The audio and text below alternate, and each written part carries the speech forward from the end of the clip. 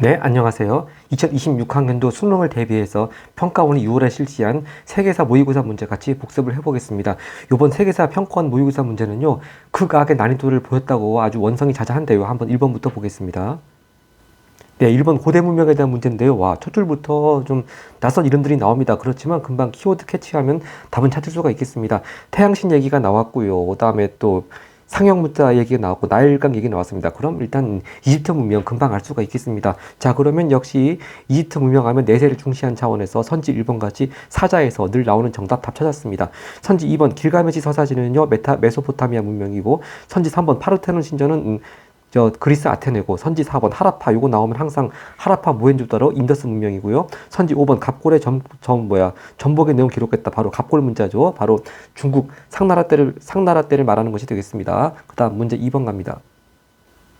문제 2번, 네, 중국 쪽의 왕조에 대한 문제입니다. 이 문자는 이 나라로부터 가나라로부터 많은 물자를 받아낼 만큼 군사력으로 강성했던 나나라에서 만들었다. 좀 왠지 정식 한자는 아니고 아마 북방민족 고유의 문자 같습니다. 그러니까 거란이나 여진이나 서아 그중 하나일 텐데요. 자, 여기 나가 아주 핵심적인 키워드가 있습니다. 탕구투족 이원호가 세웠다. 그럼 바로 이건 나는 서화가 되겠습니다. 1038년에 탕구투족 이원호가 세웠고요. 그 동남쪽에 인접한 가나라라고 했고, 이 가나라로부터 많은 물자를 받아냈다. 이걸 다른 말로 세패라고도 하죠. 네, 이렇게 평화를 유지하는 대가로 바치는 비단이나 은 같은 그걸 물자를 가리켜서 세패라고도 하는데, 이 송나라가 세패를 바친 나라가 거란하고 서하입니다. 근데 확실히 여기 나간 서하로 나와 있으니까 하여튼 가는 송나라, 나는 서하, 그렇게 중심을 잡고 먼저 선지 1번부터 보겠습니다. 가가 송나라였는데 수도를 대도로 옮겼다. 자, 송나라 수도는 카이펑이었죠. 그러니까 가는 땡이고요. 이제 1번 땡이고, 선지 1번 같이 수도를 대도로 옮긴 나라는 바로 몽골, 특히 쿠빌라이 칸 때 카라코룸에서 대도, 지금 베이징으로 옮겼습니다. 선지 2번이 답이네요. 바로 송나라 때 그 과거제에서 전시, 즉 마지막 단계가 황제 앞에서 시험을 치르는 전시, 바로 송나라 때 처음 실시했습니다. 답 2번 찾았습니다. 다음 선지 3번, 나나라가 아까 서하라고 했는데 연후 16주 차지했다. 이건 거란이 차지한 것이죠. 한창 당나라 멸망한 이후에 5대 19의 혼란한 틈을 타가지고 만리장성 남쪽으로 내려와서 연후 16주 화북적 일부를 차지한 나라는 거란이고요. 선지 4번, 나나라, 아까 나가 서하라고 했는데 매강 모국제, 자, 북방민족의 이원적인 통치체제 중에서 매강 모국제는 여진족의 금나라가 실시했으니까 땡. 선지 5번, 가하고 나가 전연의 맹약을 맺었다. 자, 가 송나라하고 전연의 맹약, 즉 1004년에 화친의 이런 그 약속을 맺은 것은 거란이죠. 네, 서하가 아니고 거란이었습니다. 네, 이렇게 해서 2번은 큰 어려움 없이 찾았는데, 답을 찾았는데, 이제 3번부터가 좀 오답률이 높아지기 시작한 것 같습니다. 3번 밑줄 치는 왕조에 대한 문제인데요. 오답률이 55.1%를 기록했습니다. 소신 조해라는 사람이 나오는데, 조해가 누군지 몰라도 둘째 줄부터 보면은 위구르 무슬림들의 반란을 진압했다. 또 현재 우르무치 카슈칼에 남아있는 위구르인들이 황제폐의 은덕 아래 생업에 종사하고 있다.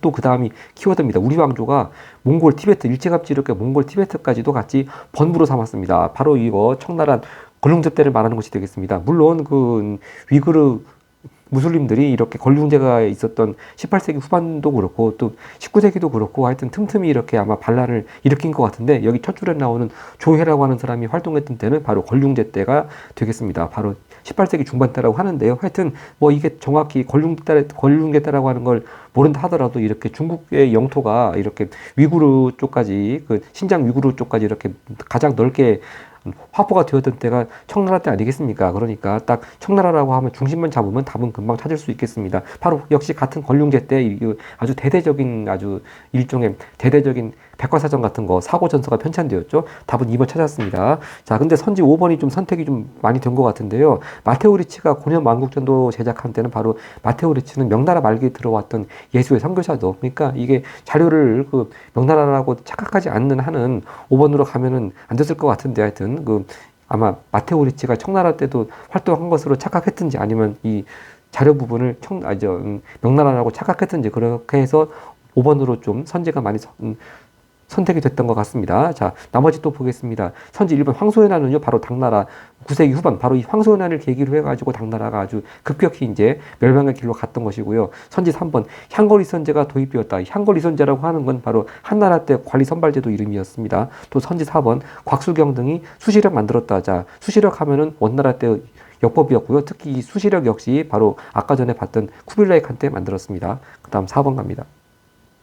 4번 밑줄쯤 폐하에 대한 설명인데요. 폐하라고 해서 또 동양이라든지 뭐 중국 쪽인지 알았더니 그게 아니고 바로 키워드는 가운데 베르사유가 있습니다. 이렇게 베르사유 궁전 얘기 나오고 또 루브르 얘기 나오지 않습니까? 지금 루브르 박물관에 있는 그 루브르 바로 금방 루이 14세라고 하는 것, 즉 절대 왕정 시대의 루이 14세라고 하는 걸 알 수가 있습니다. 자, 하여튼 루이 14세 나오면 또 역시 중상주의 정책을 취한 그 대표적인 제상 이름 나오죠. 홀베르 등용하였다. 답 금방 1번 찾았습니다.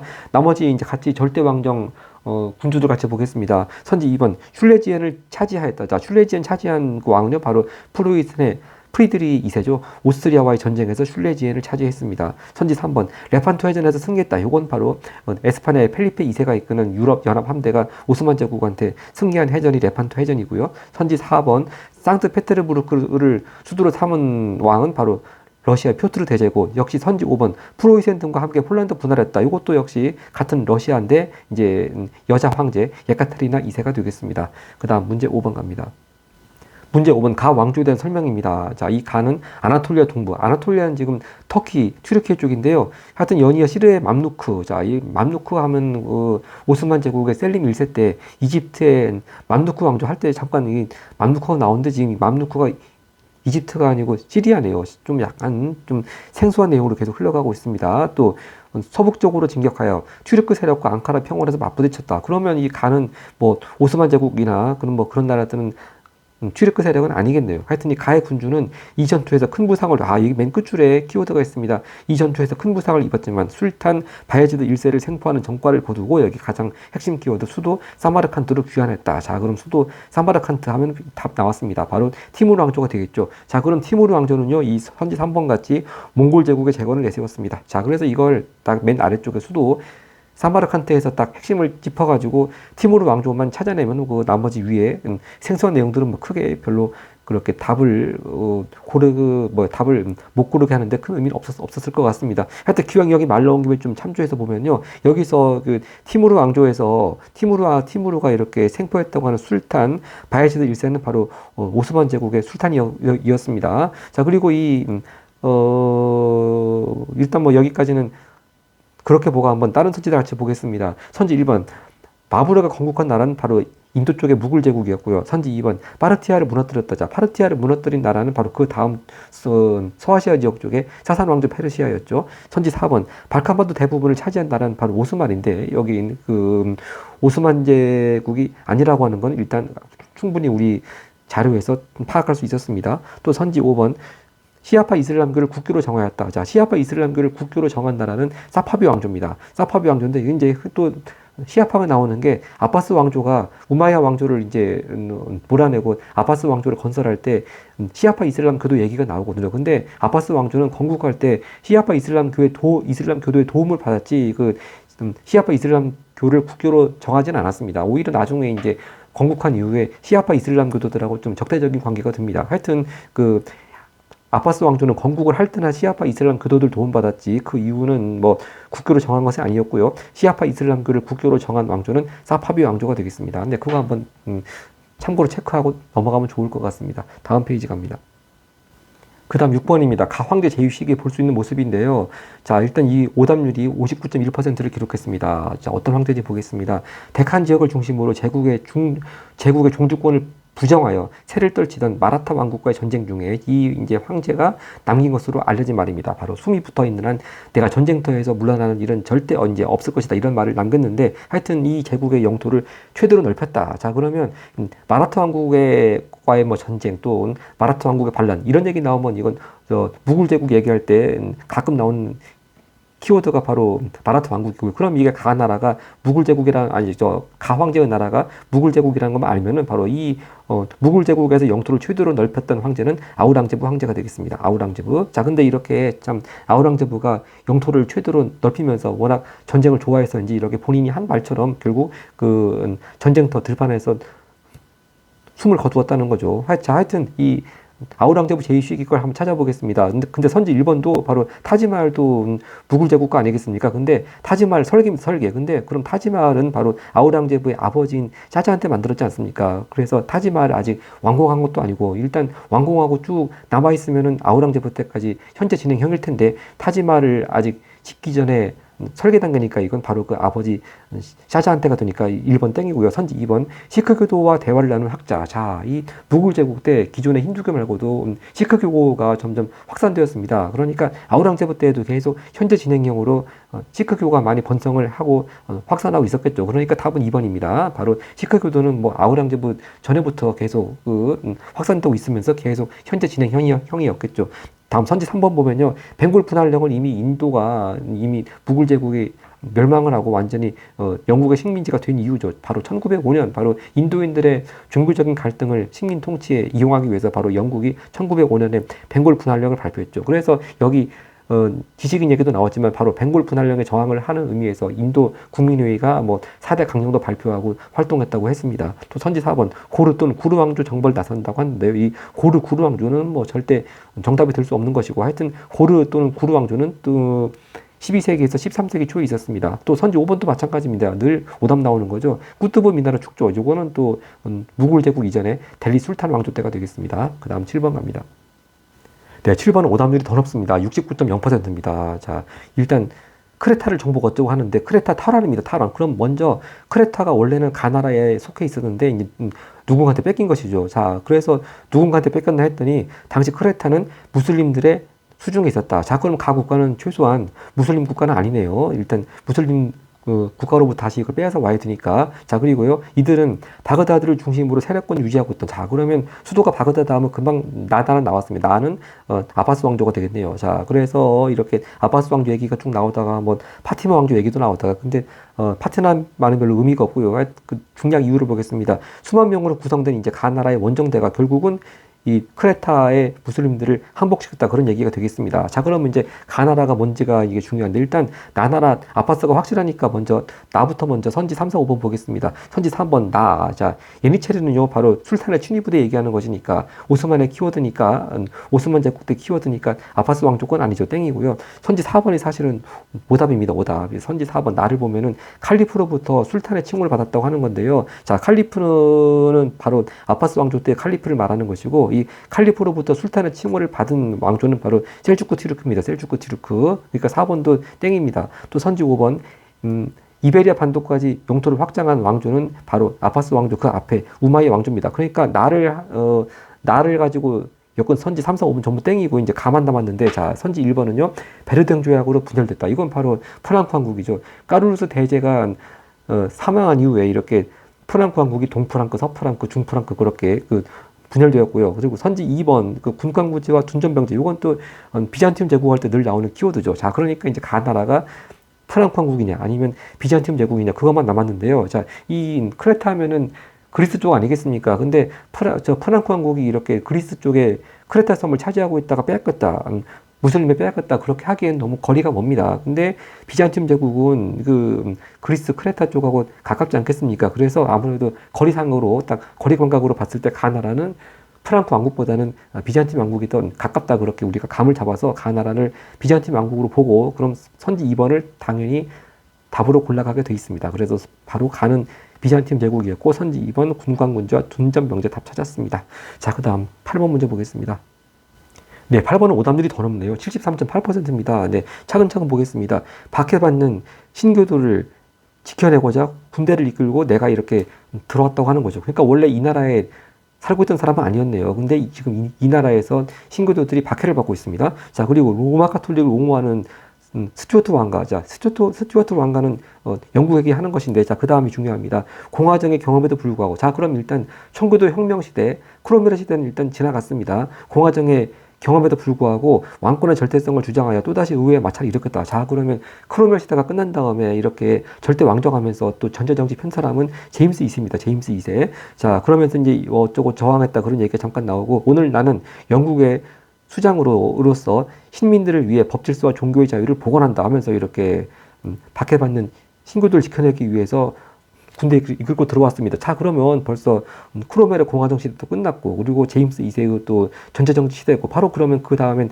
명예혁명 단계지 않겠습니까? 바로 이렇게 외국에 있다가 들어온 사람은 윌리엄이 되겠습니다. 바로 윌리엄이 네덜란드 총독으로 있다가 바로 이런 과정을 통해 가지고 영국에 들어가고요. 그래서 이제 윌리엄하고 메리 공동 왕이 돼가지고 이렇게 명예혁명 과정으로 나가지 않겠습니까? 바로 그 얘기가 이제 그럼 선지 4번을 답으로 고를 수 있겠습니다. 바로 이렇게 윌리엄 메리 공동왕이 권리 장전을 승인하는 거, 바로 이것이 명예혁명이죠. 네. 자, 그래서 다시 한번 자료를 정리하자면은 이미 공화정이 지나갔다는 점에서 청교도 혁명과 크로멜 시대는 지나갔고, 다시 이렇게 막 의회와 마찰을 빚는 절대군주가 있다고 하니까 그 사람은 제임스 2세고, 이제 바로 그런 상황을 또 타개하기 위해서 외국에서 군대를 끌고 온 사람은 바로 메리와의 공동왕이었던 윌리엄이 되겠습니다. 그래서 이건 명예혁명 과정이었다. 그렇게 다시 한번 정리하면 되겠습니다. 자, 근데 선지 1번하고 2번도 상당히 오답으로 많이 선택도 있는데요. 선지 1번, 야, 이게 사실 말장난 같은 게 자료 맨 아랫줄에 지금 수장이란 말 있지 않습니까?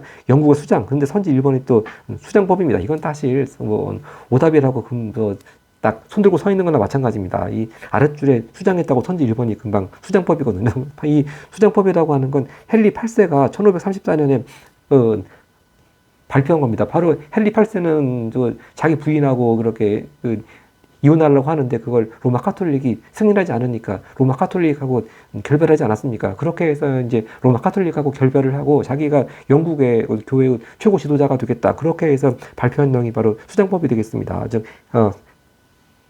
헨리 8세고요. 결국 로마 카톨릭 쪽하고 결별하고 자신이 영국 교회의 수장이 된다는 그 법, 바로 수장법이고, 선지 2번 호국경에 취임했다. 이건 크로멜 말하는 것인데 이미 벌써 공화정 시대는 갔습니다. 그러니까 선지 2번도 제껴야 되겠죠.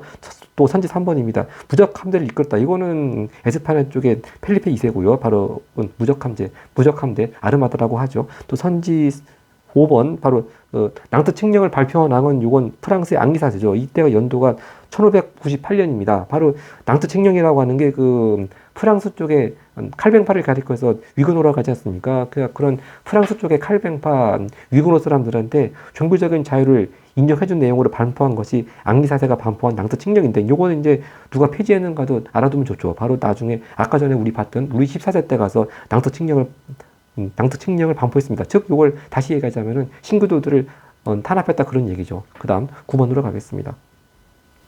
네, 이렇게 7, 8, 9번 연달아서, 6, 7, 8번 연달아서 오답률이 높은 문제들을 지나고 좀 약간 가볍게 이제 중국에 대한 문제가 왔습니다. 돌궐 얘기가 나왔는데요. 자, 한때 페르시아, 토번 등에서 조문사절을 보낼 정도로 강성했던 돌궐은 동서분열, 즉 동돌궐, 서돌궐로 나누어졌죠. 동서분열 이후 순차적으로 이 나라 지배하에 놓였습니다. 바로 그럼 이 나라는 당나라 때가 되겠습니다. 그래서 당나라 태종, 고종에 걸치면서 이렇게 동돌궐, 서돌궐 다 당나라에 복속하게 되었습니다. 자, 그렇게 가볍게 읽어주면 되고요. 그럼 당나라에 대한 거 바로 선지 4번 금방 답 찾을 수가 있겠습니다. 역시 요건 동아시아사 문제도 많이 나오지만 이슬람 세력과 탈라스에서 전투를 벌였죠. 바로 탈라스 전투. 자, 여기서 말하는 이슬람 세력은 아바스 왕조가 되겠습니다. 선지 1번, 장건을 서역에 파견한 때는 한나라 무제였고요. 선지 2번, 남북조 분야를 종직한 나라는 수나라고. 선지 3번, 몽골군의 침입으로 멸망한 나라가 물론 한두 나라가 아닙니다만, 일단 중국에 한정해서 보자면은 남송하고 남송이 앞서가지고 먼저 금나라, 그리고 남송이 되겠죠. 또 선지 5번, 카이평을 함락하고, 아까 카이평은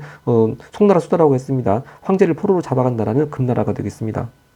네, 이렇게 카이평은 바로 송나라 수도였고, 이렇게 해서 전직 황제와 현직 황제 이렇게 두 명씩이나 잡혀간 사건을 가리켜서 정강의 변이라고 하지 않습니까? 그래서 그 이후에 이제 남은 황족들이 창장강 이남으로 내려가서 계속 송나라를 이어갔고, 그것을 남송이라고 한다고 했습니다. 그 다음 10번 가겠습니다. 자, 10번은 가 인물에 대한 설명입니다. 교황 성하가 겪으셨던 순환 얘기 나오고, 자, 근데 여기 오른쪽 말풍선이 키워드입니다. 레오 3세, 즉 레오 3세 성하, 물론 레오 3세가 동명이인이 있죠. 교황 레오 3세가 있고 비잔티움 황제, 즉 성상 파괴령 할 때 나온 레오 3세가 있는데, 여기 레오 3세는 아까 교황 호칭을 성하라고 했으니까 교황임을 알 수가 있습니다. 그러면 레오 3세가 또 하나의 황제를 세웠다. 바로 이거는 프랑크 왕국의 까르루스 대제를 말한 것이 되겠죠. 즉 800년 같은 경우에는 특히 까르루스 대제한테 서로마 제국의 영광을 회복했다는 의미에서 또 서로마 황제의 왕관을 씌우지 않았습니까? 네, 바로 이 레오 3세 교황이 나오면 항상 짝이 드는 인물, 바로 프랑크 왕국의 까르루스 대제. 자, 그러면 답은 금방 까르로스 대제 때 선지 5번 같이 궁정학교를 세워서 고전 연구를 후원했습니다. 그래서 이걸 가리켜가지고 까르로스 르네상스라고 하지 않습니까? 답을 찾았습니다. 근데 요 문제가요, 이 문제하고 답하고 이게 앞전 5월달 교육청 모의고사 5번 문제는 거의 흡사합니다. 물론 교육청 모의고사와 평가원 모의고사는 아무 관계가 없습니다만 그만큼 중요한 내용은 출제 기관을 가리지 않고 출제 기관을 가리지 않고 단골로 잘 출제가 된다.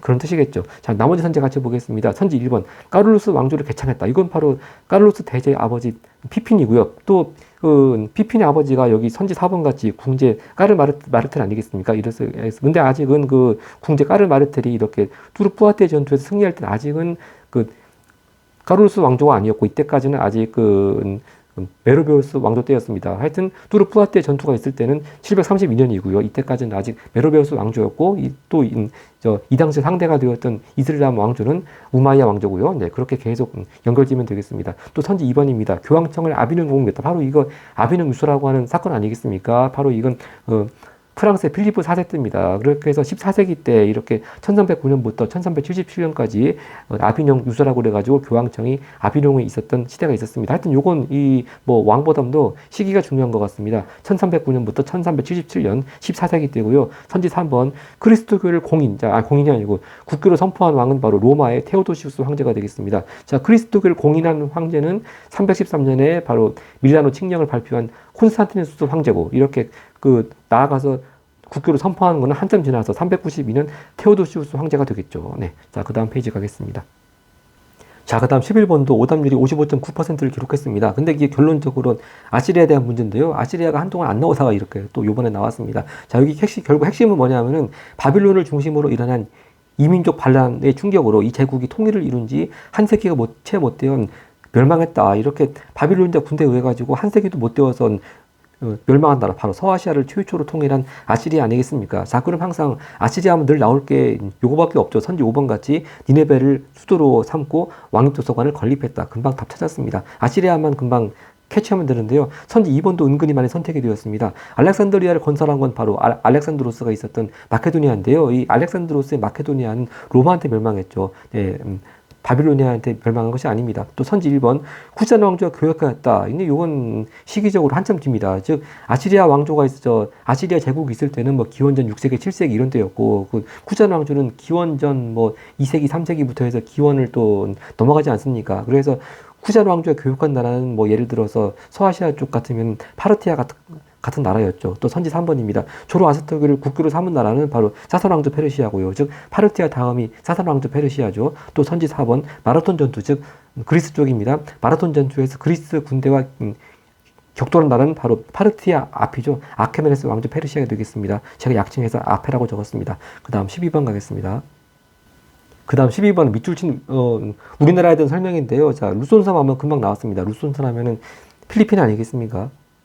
이렇게 필리핀을 배경으로 하는데요. 자, 그들은 우리나라와 함께 에스파냐와 싸웠던 이유가 완전한 독립에 있었다. 자, 일단 원래는 필리핀 에스파냐인 식민지였습니다. 근데 이 나라 사람들하고 이 나라 사람들 원주민들하고 이 우리나라라고 하는 나라하고 같이 함께 에스파냐하고 싸웠습니다. 근데 그렇게 해서 완전한 독립을 쟁취할 줄 알았는데 오히려 완전한 독립이 안 되고 다시 이제 이 우리나라라고 하는 나라한테 이제 또 다른 식민지가 되었다. 그런 과정이죠. 자, 결국 그 얘기는 에스파냐의 뒤를 이어가지고 필리핀을 식민지로 삼은 나라는 미국 아니겠습니까? 그래서 금방 미국이라는 걸 알 수가 있겠습니다. 이 바로 파리 조약이라고 하는 게요, 1898년에 있었습니다. 물론 파리 강화 협정, 무슨 파리 조약, 그렇게 파리가 들어가는 국제 협정 같은 게 많은데요. 하여튼 여기서 말하는 파리 조약은 바로 미국하고 에스파냐 사이에 필리핀을 둘러싼 그런 내용이 파리 조약이 되겠습니다. 이건 1898년이었고요. 하여튼 이게 미국이라는 것만 알면 답은 금방 1번 찾을 수가 있겠습니다. 바로 페리 함대 파견. 이건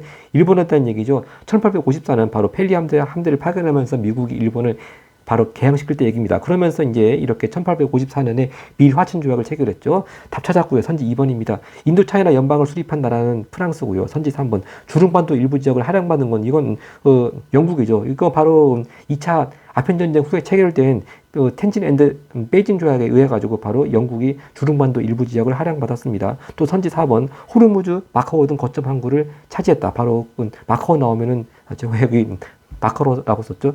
포르투갈인데요. 네, 이렇게 선지 4번 같이 마커 얘기가 나오면 포르투갈이고요. 선지 5번 자와섬, 즉 자바, 인도네시아 쪽이죠. 자와섬 장악하면 또 네덜란드가 되겠습니다. 그 다음 13번 갑니다. 자, 13번도 오답률이 69.8%입니다. 자, 계속 참 뒤로 갈수록 만만치 않습니다. 자, 근데 이탈리아 군을 이탈리아 군의 관점에서 이렇게 쭉 전쟁 과정을 이렇게 하고 있습니다. 한번 보겠습니다. 맨 처음 1번이 뭐냐면은 1번이 이제 맨 상단인가요? 이게 어느 게 1번인가요? 하여튼 몬테네그로를 유고슬라비아에서 분리시켰다. 이건 좀 애매하고 어떤 전쟁인지 모르겠고요. 하여튼 독일이 들어가 있는 걸 잡아야 됩니다. 여기 좌상단 2번처럼요. 독일군의 사라예보 점령을 측면에서 지원했다. 그러면 독일군하고 이탈리아하고 한편이라는 얘기입니다. 그리고 또 여기도 하단 보면은 이게 3번이죠. 독일군의 지원 속에 영국, 그리스 연합군을 몰아내었다. 역시 독일군하고 이탈리아군은 한편입니다. 그러면 바로 독일하고 이탈리아가 한편이 되었던 전쟁은 1차가 아니고 2차 대전이죠. 1차 대전 때는요, 물론 처음에 이탈리아가 같은 독일하고 그다음에 오스트리아, 헝가리 제국 같은 그런 동맹국 편에 서 있었습니다만 금방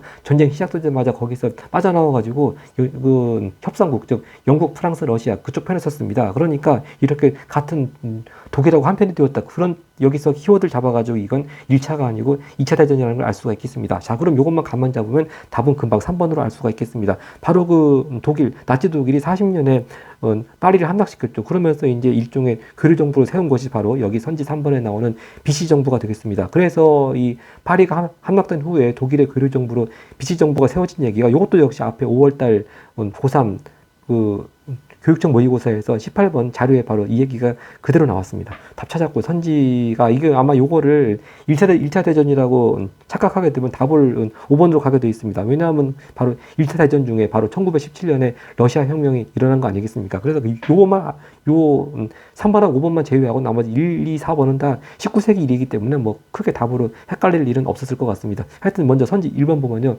사르디네 왕국 나오면 요건 바로 이탈리아 통일 과정에서 나오는 왕국 이름이었고요. 선지 2번 빈체제가 붕괴되는 배경이 되었다. 이건 바로 프랑스의 2월 혁명 이후에, 즉 1848년 이후에 오스트리아에서도 또 혁명이 일어나가지고 뭐 뒤에도 또 나오겠지만 메테르니가 실각을 하고 그런 거죠.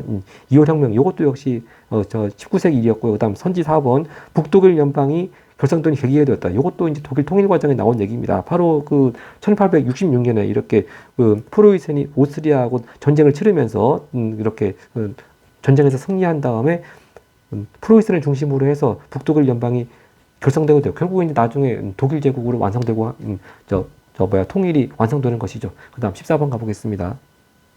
네, 14번은 일본의 막부에 대한 얘기입니다. 자, 땡땡에 난 해놓고, 자, 땡땡하면 거의 딱 두 글자 들어가는 게 온인의 난이 가장 유력한데 역시 맞습니다. 쭉 읽어보면요, 10여 년간 지속했다. 자, 온인의 난이 바로 1467년부터 77년까지 있었고요. 여기서 키워드가 쭉 보면은, 자, 이렇게 잘 쇼군의 명령이 먹혀들지 않았다. 그런 취지 내용들이 쭉 써져 있고요. 그래서 이때 실주된 막부의 권위는 결국 회복되지 않았고, 이후 약 100년간의 혼란이 이어졌다. 바로 이거, 바로 생국고 시대 아니겠습니까? 한자로 싸울 전자 써가지고 전국시대라고 하는 것, 생국고 시대가 되겠습니다. 바로 그러면 이렇게 생국고 시대의 혼란으로 계속 이어졌던 막부는 무로마치 막부가 되겠죠. 자, 그러면 무로마치 막부를 처음 개창한 바로 쇼군, 바로 이 성씨가 아시카가 어쩌고저쩌고 하는 거죠. 바로 선지 4번이 답이 되겠습니다. 아시카가 다카우제가 개창했습니다. 네, 나머지 선지 보겠습니다. 선지 1번 도대에서 창건, 요건 아직 막부도 아니고 8세기 중반 나라시대 때고요. 또 선지 2번 조니 문화가 발달했다. 요건 에도 막부 때요. 또 주로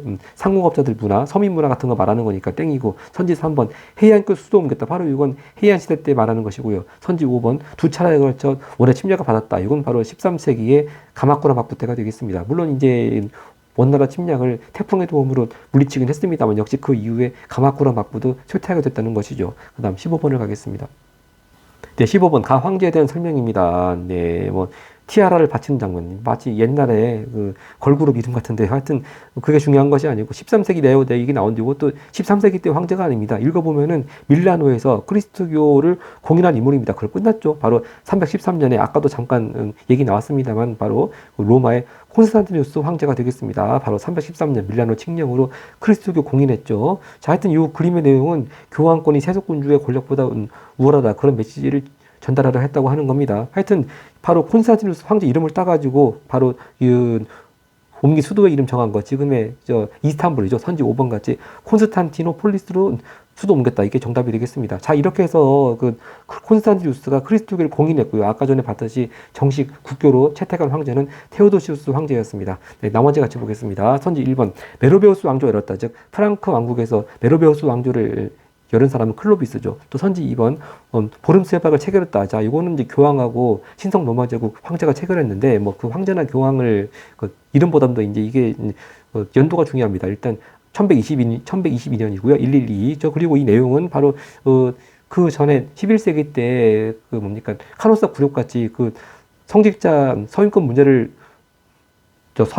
둘러싸고서 교황하고 또 신성 로마 제국 황제하고 좀 갈등이 있지 않았습니까? 그래서 그런 성직자 서임권 임명 문제를 놓고서 결국 성직자 서임권을 교황이 가지는 걸로 인정하면서 그런 갈등을 끝내기로 하는 협약이 바로 보름스 협약이 되겠습니다. 그래서 보름스 협약은 뭐 어느 황제나가 중요한 것이 어느 황제나가 중요한 것이라기보다는 112년 아주 연도 외우기 쉽죠. 그렇게 시기가 중요한 것 같고요. 선지 3번 끌레르몬 공의의 소집. 자, 이건 바로 십자군 원정은 처음 출발하게 된 계기죠. 이건 교황 우르바노스 2세입니다. 끌레르몬 공의회. 그리고 선지 4번 유스티니아누스 법조. 이건 말 그대로 비잔티움 제국 때의 유스티니아누스 황제가 되겠습니다. 그 다음 페이지 갑니다. 자, 그 다음 16번. 역시 이게 사실상 연표 문제인데요.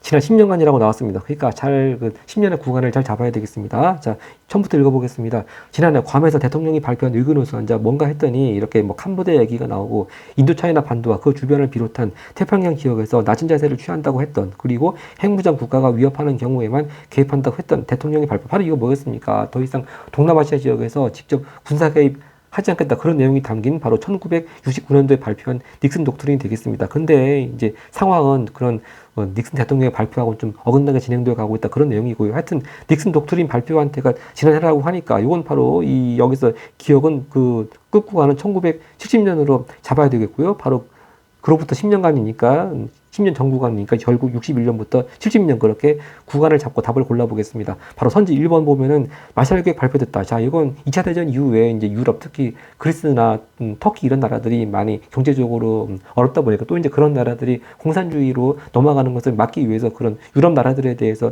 재정 지원을 해주겠다. 그런 내용으로 발표한 것이 마샬 계획이죠. 이 마샬 계획은 1947년에 발표가 됐고요. 선지 2번이 답이네요. 바로 그 유명한 쿠바 미사일 위기, 이때는 바로 1962년이 되겠습니다. 답에 딱 걸립니다. 다 선지 3번 보면은 선지 3번도 그렇고 4번도 그렇고 뭐 이 노르망디 상륙작전, 히로시마 원자폭탄 다 이거 2차 대전 막바지 있었습니다. 44년과 45년이었고요. 선지 5번은 좀 연도가 모처럼 나왔습니다. 아시아 태평양 경제협력체, 약칭해서 APEC라고 하죠. APEC인데 바로 이게 아시아 태평양 경제협력체가 출범한 때는 1989년이 되겠습니다. 그 다음 17번 갑니다. 자, 17번 가국가에 대한 설명인데요. 오답률이 여기 67.7%를 기록했습니다. 아, 참 이번 시험 세트 만만치가 않습니다. 자, 수신 국무장관이라고 써 있는 거 보니까 아마 미국 사람한테 보내는 것 같은데, 자, 읽어보겠습니다. 오늘 새벽 모데사 항구에서 어뢰정 3척의 습격을 받아 러시아의 전함 2척이 침몰하였습니다. 오데사 주지사는 이 나라 함대의 소행이라고 주장한다. 자, 그러면 우리가 흔히 1차 대전 때 독일의 잠수함 작전 생각하는데 이것도 잠수함 얘기는 아니에요. 또 어뢰정입니다. 그러니까 쉽게 독일이라고 속단하지 말고 쭉 읽어보겠습니다. 러시아 측은 자국과 교전 중인 오스트리아, 헝가리, 자, 등의 동맹국, 자, 이렇게 오스트리아, 슬래시가 아니고 뭐라고 해야 되나, 하이펀이라고 하나요? 이렇게 오스트리아, 헝가리 제국이 나오면 요건 또, 그리고 동맹국이라는 이름 나오면 요건 1차 대전을 말하는 것이 되겠습니다. 자, 근데 이제 이 상황이 지금 1차 대전 중이라는 걸 알겠는데, 이제 가나다가 바로 독일이냐 아니냐가 문제죠. 자, 이 동맹국이 이 나라를 전쟁에 끌어들이는데 이미 성공했다고 믿고 있습니다. 이래서 이 사건을 계기로 러시아는 불가리아의 동태에도 신경을 곤두세우는 것 같습니다. 자, 그런데 이게 독일은 아닌가 확실한 게, 왜냐하면 1차 대전 초기 때부터 독일은 오스트리아, 헝가리 제국과 함께 1차 대전 초기 때부터 전쟁에 개입했죠. 그래서 뒤늦게 뭐 이렇게 전쟁에 끌어들이고 그런 상황이 아닙니다. 그래서 이걸 만약 독일이라고 오해가 되면 선지 2번으로 답으로 가게 되어 있습니다. 바로 방공협정에 가담했다고 하는 게, 바로 방공협정이라고 하는 게 2차 대전이 발발하기 전에 바로 독일, 이탈리아, 일본 이런 전체주의 국가들끼리 체결한 것이 방공협정이지 않겠습니까? 근데 여기 이제 이탈리아하고 일본은 답이 될 수가 없고, 근데 독일만 해당할 수 있는데 이제 이것을 독일이라고 오해하면 답을 2번으로 고르게 되었고요. 또 선지 5번도 많이 좀 낚였던 것 같은데 이게 좀 수신은 아마 국무장관 미국 쪽이긴 하지만 이 미국 함대가 이런 어뢰종을 가지고 뭐 남의 그 러시아 전함을 침몰시킬 리가 있겠습니까? 근데 선지 5번은 지금 하와이를 자국 영토로 편입, 이건 미국 얘기니까 이건 지금 그 자료 내용 엄연히 미국을 말하는 건 아닐 텐데 하여튼 이상하게 많이 5번도 선택이 되었습니다. 하여튼 결과적으로 이 나라는 가나라는 오스만 투르크 제국이 오스만 제국입니다. 그러니까 1차 대전 때 같이 동맹국 쪽에 섰던 나라들이 독일하고 또 오스트리아, 헝가리 제국하고 또 우리 아까 아까 전에 말씀드렸습니다만 원래 이탈리아도 동맹국 편에 있다가 전쟁이 일어난 다음에는 빠져나와서 한동안 잠깐 중립으로 있다가 영국, 프랑스, 러시아 그쪽 협상국 쪽으로 섰다고 했습니다. 자, 결국 여기 들어갈 나라는 결국 오스만 제국밖에 없습니다. 그래서 이 이제 오스만 제국이 오스만 제국을 전쟁에 끌어들였다는 말이 되겠죠. 네. 자, 그래서 결국 이 오스만 제국도 그렇고 역시 불가리아도 같이 동맹국 편이었습니다. 자, 결국 이 가나라가 오스만 제국이라는 것만 중심만 잡으면 답은 금방 1번 찾을 수가 있겠습니다. 바로 19세기 때 술탄을 중심으로 해가지고 근대적인 개혁 정책을 한번 시도해봤던 것이 탄지마타 아니겠습니까? 답은 1번이었습니다. 네. 자, 선지 3번 보면 미얀마를 식민지로 삼은 나라는 영국이고요. 그 시기는 1886년이었습니다. 또 선지 4번 플라시전투 바로 영국과 프랑스의 대결이었고요. 여기서 패배한 나라는 프랑스죠. 그 다음 18번 가겠습니다. 자, 18번도 가 운동에 대한 설명인데 이게 이것도 오답률이 59.6% 기록했습니다. 근데 선지 쭉 보면은 뭐 천주수, 이펑군주제, 천주전, 뭐 에로오 사건 뭐 다 결국 이거는 중국에서의 운동자가 들어가는 그런 사건을 가리키는 것이 되는데 이거 자 연도를 중심을 잡는 것이 중요합니다. 이 사주전 우리는 가 진압을 위해서 얼마 전 파쇼다에서 대립했던 파쇼다 사건 하면은 바로 영국과 프랑스 이 두 제국주의 나라가 영국은 종단 정책, 프랑스는 횡단 정책을 딱 추진하다가 바로 파쇼다 쪽에서 만나서 충돌한 사건 아니겠습니까? 이 파쇼다 사건이 1898년입니다. 그러면 이 파쇼다 사건 뒤니까 여기 운동자가 들어가는 것 중에서 가장 유력한 후보가 지금 의워단입니다. 왜냐하면 이렇게 파쇼다에서 서로 대립했던 영국하고 프랑스까지 포함해서 같이 연합군을 구성했고 그래서 이른바 8개국 연합군이 구성되지 않았습니까? 일본도 있었고 뭐 그랬죠. 일본, 독일, 뭐 러시아 뭐 다 있었습니다. 그래서 8개국 연합국이 바로 이 제국의 수도까지 장악했습니다. 근데 이 제국의 수도가 금방 청나라 수도 베이징이라는 걸 알 수가 있는 게 금방 바로 청나라 유명한 대신 이름 나오지 않습니까? 이홍장가. 그러니까 여기서 이 제국은 청이라는 걸 알 수가 있겠고요. 그래서 8개국 연합군이 의워단 운동을 진압하기 위해서 바로 베이징을 점령한 바로 그 얘기가 나오고 있습니다. 자, 그러면서 이제 베이징 점령했으니까 여기 맨 끝줄에 있듯이 수도에서 군대를 철수하는 것 또한 실수다 생각합니다. 바로 그래서 이 의워단 운동의 결과 체결된 조약이 1901년 신죽조약인데요. 신죽조약의 중요한 내용 중에 하나가 베이징에 계속 외국 군대가 주둔할 수 있도록 한 것이었습니다. 자, 결국 이 답이 의워단 운동이니까 차근차근 보겠습니다. 선지 1번 같이요. 천두주 등이 주도한 거는 일단 청나라가 망한 이후에 1910년대 바로 신문화 운동 말하는 것이니까 땡. 선지 2번 입헌 군주제를 주장한 것은 바로 변법장각 운동인데 이 변법장각 운동은 바로 파쇼다 사건보다 뭐 최소한 같은 시기든지 전이든지 하지 그 이후 시기는 아니고 특히 이 변법장각 운동하고 외국군 연합군하고 아무 관계가 없죠. 또 선지 3번 이것이 이제 많이 선택이 됐는데 이제 바로 천주전무제도 즉 토지를 균등하게 분배하고 그런 제도 바로 이거는 바로 태평천국운동 키워드지 않겠습니까? 근데 물론 태평천국운동도 뭐 영국군과 프랑스군이 같이 연합해가지고 진압한 측면이 있고 여기서 또 이홍장 같은 한인 관료들의 의용군도 같이 활약을 했죠. 근데 이 시기가 중요합니다. 이 태평천국운동은 딱 19세기 중반이었고 자, 그러니까 이 파쇼다 사건보다 한참 전입니다. 그래서 이 바로 파쇼다 사건을 가지고 이 기준을 삼아가지고 답을 고르라고 하는 문제였습니다. 또 선지 4번 에로오 사건을 빌미로 촉발된 거는 바로 2차 아편전쟁이었죠. 그 다음 19번 가겠습니다. 자, 19번 밑줄진 그에 대한 설명인데요. 자, 오답률이 78.0%를 기록했는데 뭐 이 수치상의 비율상의 이 오답률보다도 안 하면 체감상 가장 어렵게 느껴졌던 문제라고 합니다. 자, 한번 보겠습니다.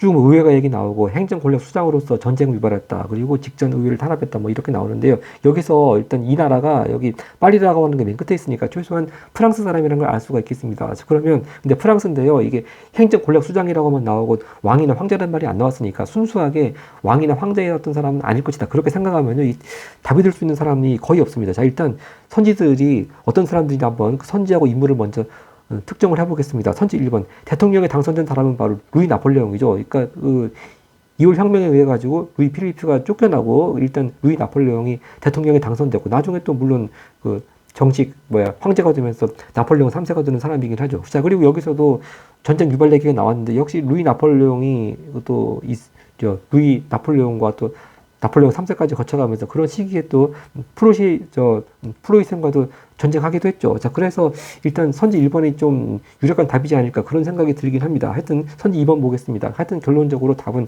2번이거든요. 바로 3부에 소집한 루이 16세를 말하는 것인데 하여튼 정답을 한번 논리적으로 찾아가 보는 그런 사고 과정을 한번 밟아보도록 하겠습니다. 또 선지 3번 왕정 복고로 즉위했다. 자, 프랑스에서 이렇게 혁명 이후에 왕정 복고 얘기가 나오는 거는 이제 나폴레옹이 올라간 다음에 바로 루이 18세 말하는 것인데 별로 이 루이 18세는 우리 역사 시험에서 존재감이 없지 않습니까? 무슨 의회 탄압이라든지 뭐 이런 거를 우리가 배운 적이 없습니다. 그러니까 일단 3번은 제껴야 되겠고요. 선지 4번 러시아 원정을 단행. 자, 일단 요건 나폴레옹도 그 황제가 되기 전에는 또 통령 같은 이렇게 행정 권력 수장 역할을 했으니까 일단 뭐 나폴레옹도 답이 될 수 있습니다. 뭐 나폴레옹도 진짜 여기 선지 4번 같이 러시아 원정 포함해서 얼마나 많은 전쟁을 일으켰습니까? 근데 우회를 탄압했다. 또 새로 우회 만든다. 이거하고는 좀 맞지 않는 것 같긴 해요. 하여튼 또 선지 5번에 가보겠습니다. 2월 혁명의 영향으로 실각했다. 자, 프랑스에서 2월 혁명의 영향으로 실각한 사람은 바로 루이 필리프고 또 이제 범위를 넓히자면은 바로 오스트리아의 메테르니도 이렇게 빈체제가 붕괴하면서 실각하게 되는 거죠. 근데 뭐 원래 우리가 지금 사고하는 과정이 순수하게 왕이나 황제가 되지 않았던 사람들만 먼저 고르다 보니까 일단 선지 5번 루이 필리프도 제껴야 되겠습니다. 자, 그러니까 일단 선지 1번하고 그렇죠. 루이 필리프 제끼고 그렇다 보면은 순수하게 왕이나 황제가 된 적이 순수하게 왕이나 황제였던 사람만 빼고 가끔 이렇게 대통령이나 통령이나 이렇게 행정 권력 수장으로서의 그 지위를 가진 사람은 딱 선지 1번 그 루이 나폴레옹하고 선지 4번 러시아 원정 단행한 나폴레옹밖에 없는데, 자, 이게 과연 그 의회를 탄압하고 새로 의회 만들고, 그다음에 일종의 뭐 감금당하는 거죠. 이렇게 의회가 지정한 구역으로 한정시킨다. 이런 사람은 루이 나폴레옹이나 또는 그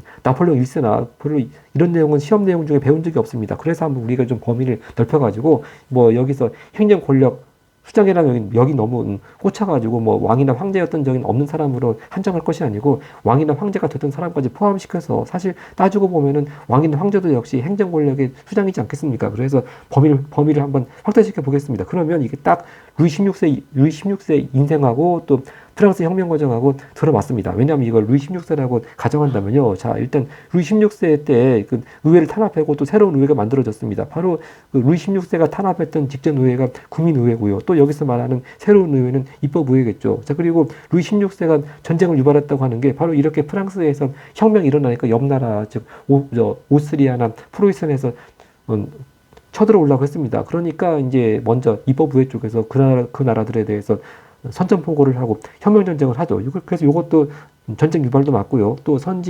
맨 7도 끝으로 가가지고 파리의 질서가 회복될 때까지 파리 질서가 많이 혼란스러웠다고 하는 건데 바로 이 프랑스 혁명 초기에 그 바스티유 감옥 습격 있지 않았습니까? 그래서 뭐 그런 사건들 포함해서 많이 파리 질서가 혼란스러웠겠죠. 그래서 그 파리 질서가 회복될 때까지는 많이 나왔던 것 같고 특히 이 행정권력 수장 바로 이 사람의 신변은 의회가 지정한 구역대로 한정시킨다. 바로 그 궁궐 이름이 튤레리 궁입니다. 그래서 루이 16세하고 그 부인 마리 앙뚜아네트 왕비가 먼저 튤레리 궁에 거의 뭐 감금 상태같이 이렇게 있다가 이제 오스트리아 쪽으로 탈출하다가 붙잡히게 된 거 아니겠습니까? 그래서 다시 한번 정리해 보겠습니다. 이 행정 권력 수장이라고 하는 거에만 꽂혀가지고 왕이나 황제였던 적이 없는 사람에 한정하다 보면은 이 별로 루이 나폴레옹이라든지 아니면 나폴레옹의 일세가 혼자 맞지가 않습니다. 근데 이걸 범위를 넓혀서 황제나 왕까지 다 포함시켜보면 딱 이게 루이 16세하고 또 프랑스 혁명의 진행 과정하고 딱 들어맞는다는 것을 알 수가 있겠습니다. 네, 이렇게 해서 결과적으로 답은 2번 즉 3부를 소집한 루이 16세로 찾아가야 되겠습니다. 네, 확실히 어려운 문제였고 마지막 20번 보겠습니다.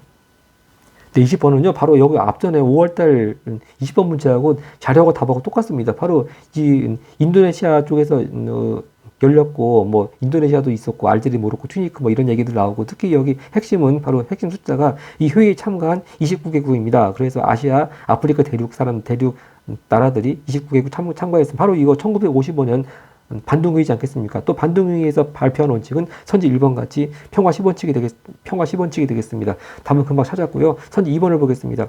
베르사유 체제 성립이죠. 이 베르사유 체제는 1차 대전을 마치면서 파리 강화회의 결과 이렇게 베르사유 조약 체결하면서 성립시킨 것이고요. 선지 3번 국제연합, 유엔은 바로 또 2차 대전 마무리하면서 바로 요거는 이제 45년에 2차 대전 완전히 끝나기 직전에 그 샌프란시스코 회의를 통해 가지고 국제연합 유엔을 출범시켰습니다. 또 선지 4번 마스트리히트 조약이라고 하는 건 또 이 EU 즉 유럽연합을 출범시킨 그런 조약이었고요. 선지 5번 독립국가연합이 CIS라고 하는 건 바로 소비에트 연방 1991년에 소련이 해체가 되면서 이렇게 결성한 것이 독립국가연합이 되겠습니다. 자, 이렇게 해서 아주 극악의 난이도를 보였던 평가원 6월 세계사 모의고사 문제 복습을 모두 마치겠습니다. 감사합니다.